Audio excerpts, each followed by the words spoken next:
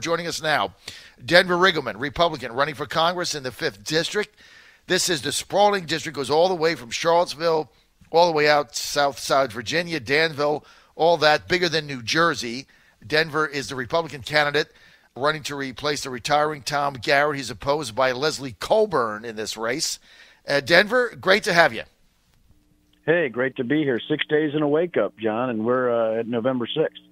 I know, right? You're going to roll. You only got 6 campaign days remaining. We got a lot to talk about today, Denver. I want to get your comments on a few things that your opponent, your Democratic opponent, Leslie Colburn, said. May I? Sure, of course. Okay. I'm going to start with a clip here from Colburn's husband talking about President George Bush back in the day doing what seems to be an anti-Semitic rant. Now, I'm putting the husband on because he's injected himself in this campaign. In 2006, you write that George W. Bush said to his father, "What's a neocon?" That's right. One of the rare moments of sort of communication between the two. Bush said to, they were out at Kennebunkport, and Bush Jr. says, "Can I ask a question? What's a neocon?" And the father says, "Do you want names or a description?" And the president says, "I'll take a description." He says, "I'll give it to you in one word, Israel," which is interesting on all sorts of levels, including the confirmation that our president doesn't really read the newspapers. Explain what you mean when you say that, and how do you know that this conversation took place at their vacation home? Well, I can't really say who told me, but it's someone who I have absolute confidence in, both in their fact that they're telling the truth and also in their position to be aware of this conversation. Denver, that was Leslie Colburn's husband. Now, he has injected himself in this campaign, made fun of your military service and things of that nature, so he's now open fodder. I mean, he's also the author of the book, Dangerously Liaisons, with his wife, your opponent running for Congress. Did that sound a bit anti-Semitic, or is it just me? Yeah, I mean, for this, it seems like since I wrote the book, the one thing that I notice when I listen to something, read something, when I do any type of analysis, is you consider the source. And this is the same thing that they did in their book also. They had some sources that would say, he just said there at the end that he had somebody, he couldn't say the name of who it was, but it was somebody, right? And that's what they even did in their book. Like, they had anonymous letter from 1984. And it just seems like there's this willingness to go into conspiracy, or to, again, personally demonize people, or, again, this whole thing that always comes back to anti-Israel. It just always sort of swings back around this way. And I sort of scratch my head that this is even taken seriously by anyone about what's been said either on C-SPAN, the books that they've wrote, or even the fact that they have real issues with Twitter, like with me, but also with things like you just heard. I mean, it just sounds crazy. And, and I've been so careful. In the last couple of weeks, we've been trying to move back, just make sure it's policy, because we've been personally attacked so much. Mm-hmm. But it just seems to me that they have a real issue with Israel, and not only a real issue with Israel, they have a real issue with sourcing, and they have a real love of conspiracy theories. And it just seems like this is sort of the MO of since Dangerous Liaison, or even before that, because, their history really isn't free markets either. So it's just a very interesting thing to me to hear, this lack of sourcing. It always goes back to anti-Israel, and this sort of bizarre thing of destroying everybody personally by implying that George W. Bush was stupid, or that somebody actually would tell him what's going on between a conversation between Bush and Bush Sr. It's ludicrous, actually. Absolutely. And I think that's where it's just ludicrous. It is. But it seems to be whenever you dig something up on these people, it gets back to anti-Israel, anti-Semite, anti-Jewish. It always does. It seems to go that way. It always gets back there. Always. It always rolls back around that way. I mean, was that really the question? About what's in it? That's what he wanted to go back to, was Israel, and to me that was the whole basis of what he wanted to get to. Not just that George W. Bush, had issues with knowing what a neocon was, or not the fact that they had a source that he can't obviously talk about, which seems to be what happens, but all the way back to this anti-Israel thing. And it is just, you get to the point you shake your head and you've had enough. And I think most people realize what's going on there. All right. Here's one. She did a radio show. Obviously, they will not do mine, but they did a radio show in the Lynchburg area. Brian and Marie where Brian asked her about her negative comments on making fun of your military service. Let's run that. I want to get your reaction to this. Notice that your husband Andrew posted on Twitter something about talking about Mr. Riggleman risk his life house snorkeling off Diego Garcia. I mean, isn't that a cheap shot at his service in the Air Force? I mean, do you disown that comment? You know, I'm not going to go there. I think that we all do our best in serving this country. I think I served it as well as a journalist. So having spent myself a lot of time in Afghanistan, I think it's important to recognize that too. So, but I think, you know, for your listeners, this is way off what people actually care about in the district. Well, so if it's way off, then why would her husband tweet that out and bring into question your military service? And I mean, I don't think being a journalist is the same thing as trying to plan invasions. What is up with this lady? It's so funny you asked the question, and her idiotic commercial came on where I was joking about being a nutjob extremist at Lobby Day. It has my Halloween costume on there and has marchers, you know, going through Charlottesville. Right. They're just so out of touch, and they're so absolutely have no idea what the 5th District's about because they actually don't live here.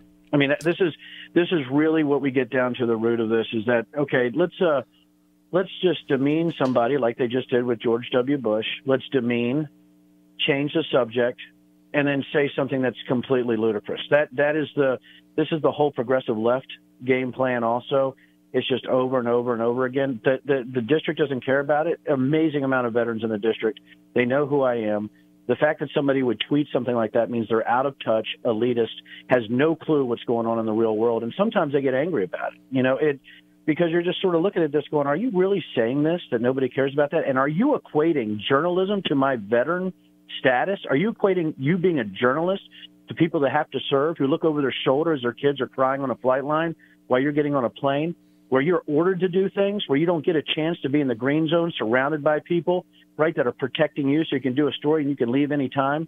It's a false equivalency, and it actually implies this type of cognitive dissonance that you can't even really get your arms around, because, you know, I can say anything and make anything up too, John. But the fact that she would say that on a radio show, and hey, God bless her, she's defending her husband. But what her husband did, come say that to my face. You know, if you know, everybody hides behind Twitter and social media, and that's the thing that we have today. Social media has created sort of this mob of passive aggressive ninjas that the only thing they can do is try to slant attack and delete things very quickly. You know, if it doesn't, getting the right, you know, sort of mix on that. And for me, that's why I'm running, John, is against people like this. It's against this whole sort of this non-courageous, sort of mealy-mouthed, belly-crawling, you know, fear and standing behind, you know, social media and your computer, rather than get on out here. And if you want to get in my personal space and you want to come here and say, hey, you were just snorkeling in Diego, and not knowing the rest of my military history, or just automatically demeaning everybody that was there, then go ahead and do it. But I think everybody is sick and tired of this Twitter vomit that comes from the progressive left. And I think this false equivalency of veterans and journalism just is laughable. I couldn't agree with you more, because actually one of the people you're protecting overseas when they're covering a war zone is the journalist. You're actually protecting them with guns. Yes. And grenades. Yes. And you put your life at risk to protect them. So to equate it to military service is not only ludicrous, it is highly insulting to anybody who served. And I think you summed it up. All right, you mentioned Residency. I've got another clip here. Leslie Coburn on Residency. Let's run that. My name is Leslie Coburn. I live in Georgetown in Washington, D.C., and in New York. I have just written my first novel after 30-some-odd years of being a journalist. And so I'm now talking about my new book, Baghdad Solitaire. So this is just before she decided to run It's for just Congress. unbelievable. I know. I mean, this is unbelievable. So this is here, John. There's two things here, John. And this is what's so funny about this whole thing. She owns, 4 or 5 houses, right? She can go and protect herself and bunker up anywhere she wants to. But here's what's funny about this. So here's two things. Either she didn't live in Virginia or she was ashamed to say she lived in Virginia. So which one is it? I want to know. And sorry. It's just the reason she didn't want to say that is because in trying to sell a book, she wanted to say she lived in Georgetown in New York and not rep. So you're Georgetown in New York, but not Virginia in 2013. So where did you live? What or did you just not want to say you lived in Rappahannock? Right? It's not like you say, oh, I just forgot. You forgot you lived in Virginia? What's the so you forgot. So is it 3 things, though? You just forgot, you're ashamed to live here, or you actually don't. Those are your 3 alternatives. If there's a 4th, I'd like somebody to tell me. Right? So that really, you just scratch your head again and go, my goodness. It's just been a bizarre election. And the fact that it's always personal with her, with me, it's just really unbelievable. Well, they have no issues, so they have to get personal.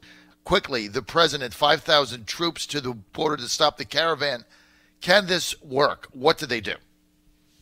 Well, I mean, you just cordon them off and you don't let them in. I mean, it's a simple, defense in depth security measure. They're going to go down there and they will execute whatever maneuver they need to ensure that nobody crosses the border, and that's what's going to happen. And everybody wants to fix the immigration problem. The way not to do it is to let people just simply stream across the border. It's an awful idea, and it doesn't match anything what America's about with rule of law, secure borders, but also the fact, we can be a land of immigrants and not have people, just sort of streaming into the country with open borders. It's just sort of ludicrous there, too.